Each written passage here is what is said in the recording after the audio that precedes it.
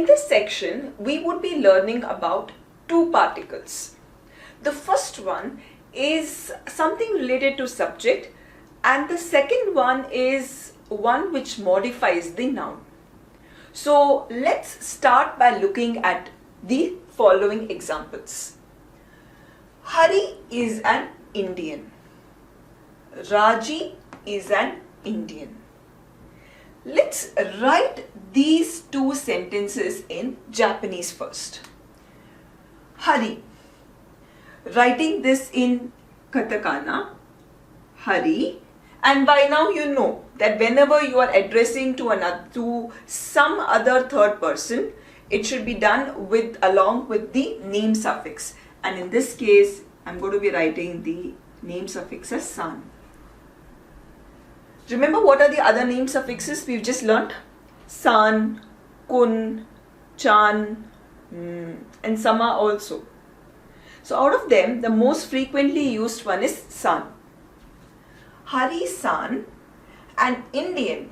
The Japanese word for Indian is Indojin. So let me write this.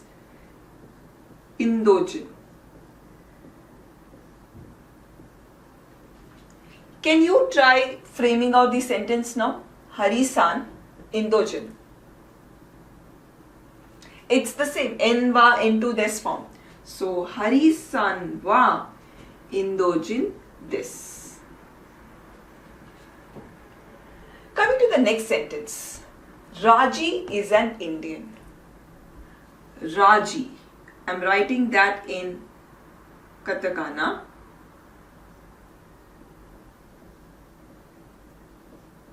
Raji-san Indojin. And completing this sentence, Raji-san wa Indojin this. So these are the two sentences. If grammatically you have to see, if I'm speaking to someone and telling that Hari is an Indian, Raji is an Indian, generally we would say this as Hari is an Indian, and if the statement about the topic, let's take Hari and Raji are the topics here. So the statement about the topic, that is Indian, the statement is the same in both the cases. In such a scenario, according to English grammar, if you have to speak the sentence, you would tell Raji is also an Indian. Hari is an Indian, Raji is also an Indian. This is how in English grammar we would speak. Same way in Japanese also, if you were to speak something of this scenario, there will be a small change which happens here.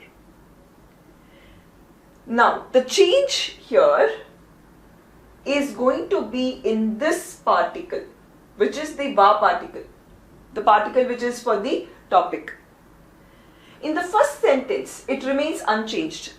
Hari-san wa Indojin this. Just the same way. In English grammar, we have not changed anything in the first sentence. It's only the second sentence which undergoes a change. Hari-san wa Indojin this. Raji-san wa Indojin this. In this, there will be a change. And what is the change? It is, instead of this particle wa, we would be writing the particle mo. Raji-san mo Indojin this, which means also. First thing to be noted here are mo. When will mo be used? When the statement about the topic is the same as the previous. Point number one. Second, okay, you have to use it in this case. Where should you put that particle? This particle comes for the topic. Hence it has to come after the topic. And instead, a va should be replaced by this particle mo. Okay?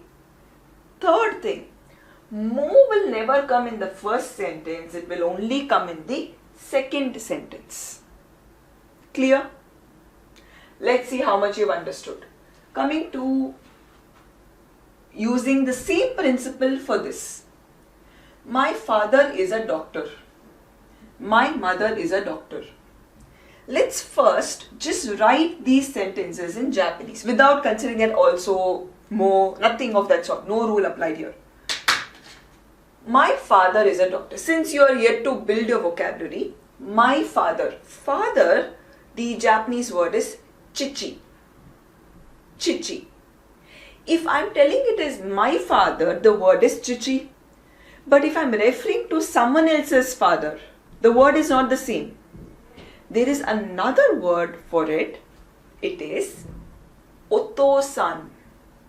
Repeat it. Oto-san. Let's frame out this sentence.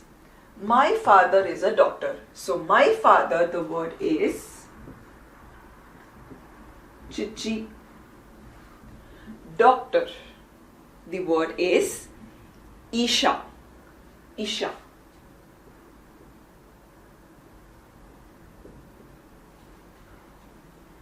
Father is a doctor. I've written chichi and isha. Making this into a sentence. Chichi wa isha desu. It's a statement. Next, mother. If it is my mother, the word is haha. But the same, if I'm referring to someone else's mother, then the word becomes oka-san. Oka-san. Repeat it.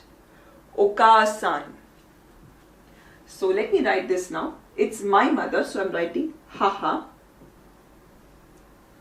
Note, since this is a word, I'm not going to read this as wa. The sound here is very much the hiragana sound, which is ha. Ha. Isha, doctor, making this into a sentence. Haha wa isha desu. Okay. Grammatically, if this sentence has to be corrected, it should be my mother is also a doctor. In English, we don't replace anything, it's just added. It's an additional word. But in Japanese, instead of this wa particle, chichi wa isha desu. Haha mo isha desu. So can we just revisit it? Revisit what is the concept of mo? First thing, when will mo be used? There are multiple usages of mo. As we go forward into lessons, we would be seeing what are the other places where mo will be used. This is the first usage which we have learned. So when is mo used? When the statement about the topic is the same as the previous one. Else, simply to tell, in English, wherever you use also or to, this mo particle will come. Okay. Second, mo, where is it going to be placed? It will be placed just after the topic. Not in the first sentence, but only in the second one. Clear? What are the new words you've learnt here? First one, father. Chichi, if it is my father. If it is someone else's father, it will be oto-san. Haha, if it is my mother. And if someone else's mother, it will be oka-san. So, finally we are into the last particle for this lesson. Namely the particle no. No as a particle again has multiple usages. We will be seeing that in the forthcoming lessons. The first usage is under discussion now. No as a modifier. It is a particle that is used to connect two nouns. Let's name it as N1 and N2. And when N1 is an organization or a group to which N2 belongs, the particle no is used. I'll read the sentence again. It may not be understandable, but just bear with me for now. N1 is an organization or a group to which N2 belongs. So I've taken out 3 examples for our discussion. N1 is an organization or a group to which N2 belongs. Let's start writing down these sentences in Japanese as much as we know. Hari is an employee of TCS. Hari, by now I'm sure you will be familiar with the katakana of this. Hari-san wa TCS. Note, I am writing TCS first. TCS no shine this. Employee, the word I am using here is shine. Shine this. Hari-san wa TCS no shine this. Can we again repeat the application of no? N1 is an organization or a group to which N2 belongs. Let's see how it is used here. This is no, so the one before it is N1 and the one after it we will call it as N2. So no is connecting two nouns. The first noun is an organization to which this N2 belongs. Able to get it? TCS is an organization to which this shine means employee. So employee of TCS. The word order is a bit different compared to the English one. I'm not giving any comparisons. Just understand that TCS comes first, followed by shine. Let's do it for the second sentence. Raji is a student of REC College. Raji-san wa. So I'm writing the organization first because N1 has to be the name of the organization. REC College. The word is Daigaku. Daigaku. REC Daigaku no student. The word is Gakusei.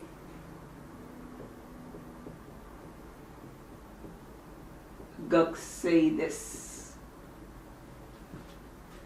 Raji-san wa REC Daigaku no Gakusei desu. One other thing you would be noticing throughout the discussion for today, I have not been very conscious in leaving spaces in some places. Some places I've left a space.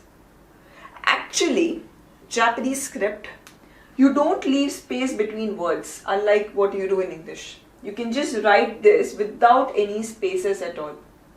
And still you will be able to read it.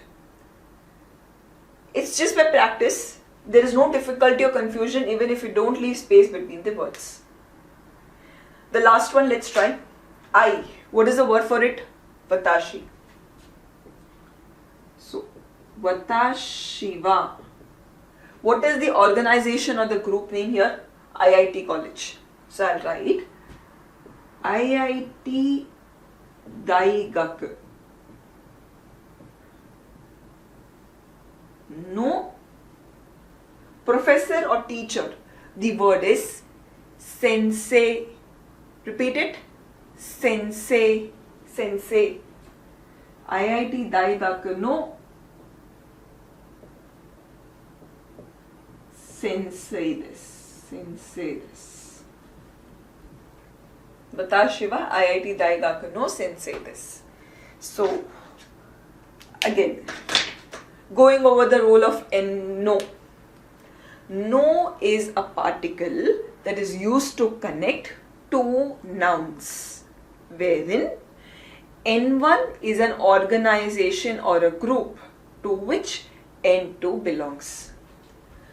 So here, this is the organization name to which N2 belongs, and in what rank or what status that they belong. In the first case it is employee, shine. In this case it is gakusei, as a student, and in this case it is as a teacher. So this is about the application of no particle. It's time to recap what we have learnt in the first lesson of grammar. We started by learning about the sentence pattern N1 wa, N2 this.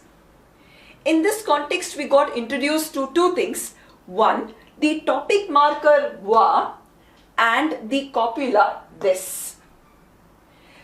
Wa is that particle which indicates that the word placed before it is the topic. So the placing or the positioning of it comes immediately after the topic. The second thing was the copula or the verb this. This is a verb which is placed at the end of the sentence, and it is used in polite or formal style of communication. Whenever you see the sentence ending with this, you could take it that this sentence is a statement. And the moment a ka is put after this, that statement becomes a question. And that's when we learned that ka is the question marker. We learned to frame two kinds of questions. One, the yes or no kind of question to check whether the statement is correct or not. Like, Hari-san wa gakusei desu ka? If your answer is yes, then it should begin with Hai, gakusei desu.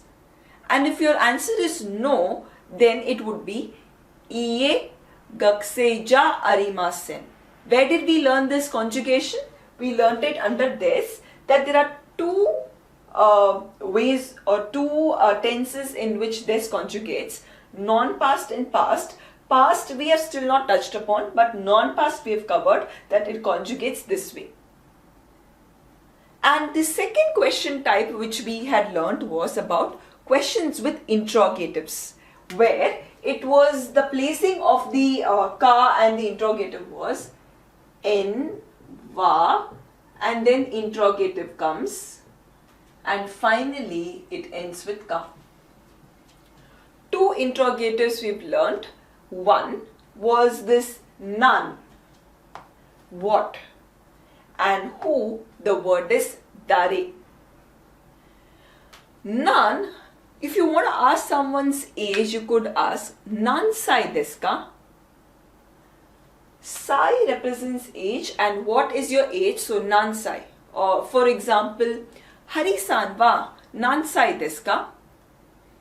That's one way of constructing sentences with nan sai.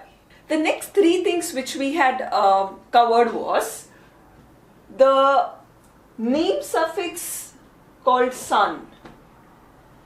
Whenever you refer to someone else's name, you attach the suffix san after the name.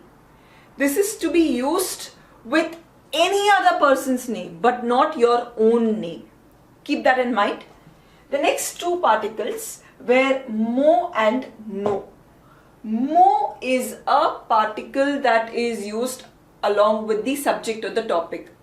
Whenever the statement about the topic is the same as the previous, like my mother is a doctor, my father is also a doctor. In that context, the first sentence, the particle va only should be used. But in the second sentence, instead of wa, you will substitute it with the particle mo. And the last particle was the particle no learnt in this lesson. Multiple usages. One usage which we learnt was N1 no N2, where N1 is an organization or a group to which N2 belongs. Examples of these sentences: TCS no shine this. REC Daigaku no gakusei desu. So these were the points learnt in our first lesson of grammar.